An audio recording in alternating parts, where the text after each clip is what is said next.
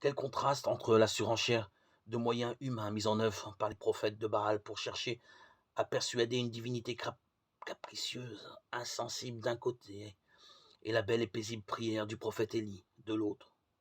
Les premiers crient, se livrent à des transes et vont jusqu'à se blesser jusqu'au sang, mais sans rien obtenir.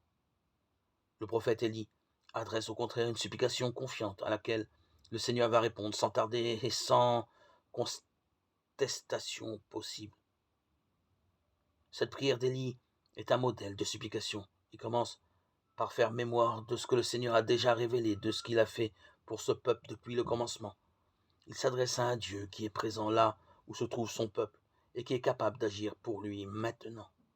En effet, la formule par laquelle Élie invoque le Seigneur, Dieu d'Abraham, d'Israël, fait référence à un Dieu qui n'est pas lié à un lieu précis, mais qui s'est lié pour toujours à son peuple. Le prophète en appelle à la fidélité de ce Dieu des pères, ce Dieu des promesses et de l'alliance. La mémoire du passé enracine la confiance en un Dieu qui reste pour toujours fidèle à son peuple, attentif à ses besoins. Aussi, le prophète peut-il affirmer que le Seigneur ne sera jamais un Dieu du passé, mais un Dieu qui est présent là où se trouve son peuple et capable d'intervenir aujourd'hui.